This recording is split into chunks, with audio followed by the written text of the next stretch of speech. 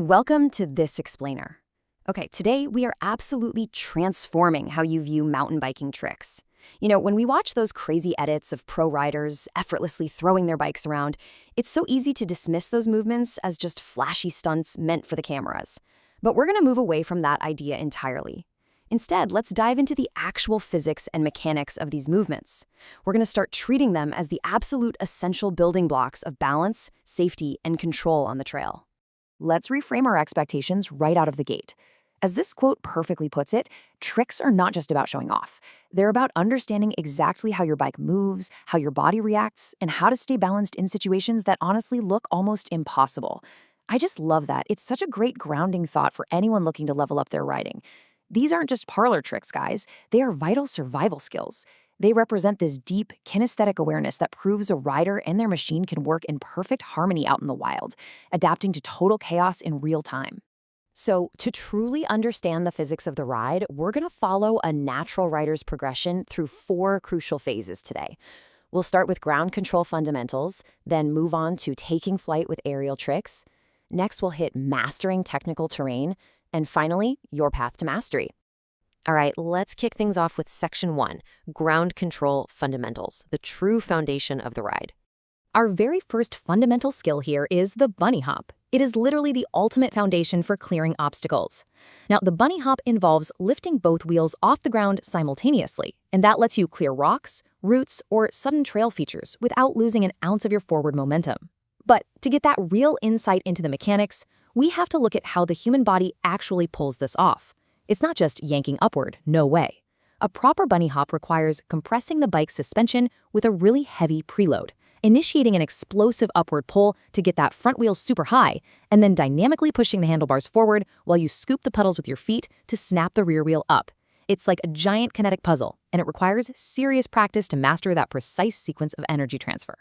Now, beginners frequently confuse the wheelie and the manual, but let me tell you their mechanics are entirely different. The wheelie actually demands smooth, consistent pedaling to keep that front wheel elevated. It's this incredibly delicate balance of pedal pressure and rear brake modulation just to find that sweet spot. Conversely, the manual relies purely on shifting your body weight back to find a balance point, with zero pedaling whatsoever. You initiate a manual by throwing your hips back super aggressively over the rear axle. Use the manual to flow smoothly over rollers and rough terrain, basically pumping the ground for speed and demonstrating total pedal-free control over your center of gravity. Okay, moving on to Section 2. Taking flight, aerial tricks. Jumping is easily one of the most recognizable and exciting parts of the entire sport, right? But it absolutely requires mastering three precise steps: proper takeoff, maintaining strict body position, and executing a flawless landing technique. A proper takeoff isn't just mindlessly riding off a lip. It means actively pumping the transition, resisting the heavy compression of the jump face, and popping at the exact right millisecond. Then, once you're in the air, strict body position means staying centered perfectly over the bottom bracket, avoiding that dreaded dead sailor stiffness that just totally throws you off balance. And finally, the landing. That requires spotting your transition really early and using your arms and legs as secondary suspension to absorb the impact as smoothly as possible. Once you've got your jumping dialed in, we bring in the whip. This is where technique plus flair equals some incredibly dynamic airtime. By intentionally carving the lip, turning your hips completely sideways in the air, and then snapping the bike back straight right before landing, riders inject massive visual style into their run. But here's the thing, beyond just looking cool, the whip relies heavily on the gyroscopic effect of the spinning wheels. Whipping the bike actually allows a rider to adjust their trajectory mid-air. If you take off slightly crooked or get bucked by a weird lip, throwing a whip lets you muscle the bike back into perfect alignment for a safe touchdown. It's just pure physics in action. Another really advanced airborne maneuver is the tabletop, which involves flattening the bike completely sideways in the air during a jump. The tabletop is a crazy, stylish variation that requires immensely strong core positioning. To actually pull it off, a rider essentially has to scoop the frame with their inner thigh while dropping their shoulder to push the bike completely flat against the horizon, and then explosively pull it all back under their center of gravity before the tires even touch the dirt. The result? Hands down, one of the absolutely most visually striking, gravity-defying tricks you can ever perform on a trail. Which brings us right to Section 3, Mastering Technical Terrain. So, when you're staring down some seriously intimidating terrain, drop-offs and rock rolls become absolutely crucial survival techniques.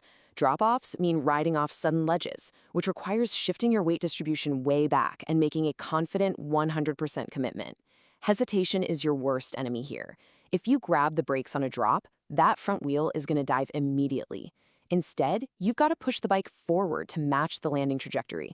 Rock rolls, on the other hand, involve riding down steep, near-vertical rock faces.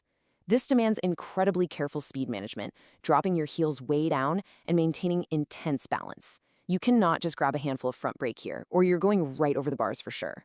It's that delicate modulation that makes descending these crazy surfaces look remarkably smooth and completely effortless. Then we have the endo, or front wheel lift, which involves lifting the rear wheel by shifting your weight forward while aggressively yet smoothly applying the front brake. Now, the endo makes it look like you're completely defying gravity, just balancing entirely on your front tire. But practically speaking, it is required for repositioning your bike in highly technical, slow-speed sections. It demands delicate modulation of that front brake to keep the rear wheel hovering without actually crossing the threshold into a catastrophic over-the-bars crash. It's a really fine line. Building directly on that front wheel balance, we've got the nose pivot, which requires incredible precision in confined spaces.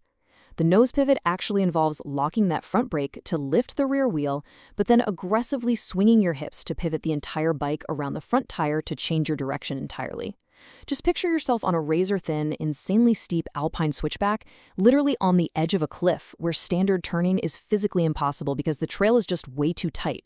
What do? You have to pivot. It's an absolutely masterful display of bike control in the tightest of spaces. Finally, Section 4, your path to mastery. The real crucial takeaway here is that skills like bunny hops, manuals, and controlled braking are not just tricks. They improve your overall riding ability and make trails safer and way more fun. Learning these basics pays massive dividends across every single mile of dirt you ride. It fundamentally upgrades your safety margin and your physical connection with the bike. By mastering the extremes of balance, standard trail riding just becomes second nature, allowing you to react to the unexpected with absolute confidence. Advanced maneuvers like whips, tabletops, and those crazy nose pivots take time and the exact right environment to master. If you're eager to learn, you gotta follow methodical steps to progress safely. Muscle memory takes thousands of reps, so definitely start out on flat ground or beginner features first. Always wear proper protective gear because pushing your limits means you are gonna fall, and honestly, that's just part of the process. Practice consistently to wire these movements right into your brain. Watch experienced riders super closely to analyze their body positioning, and above all else, know your limits and build up your progression gradually. So, at the end of the day, which trick is going to make you smile on your next ride? Because whether you're out there attempting your very first dynamic bunny hop in an empty parking lot, or you're just enjoying the absolute flow of a fast forest trail, the ultimate goal of mastering all these skills is the joy, the freedom, and the sheer confidence they bring to your time on the bike. Get out there, put in the reps, trust the physics, and enjoy the progression.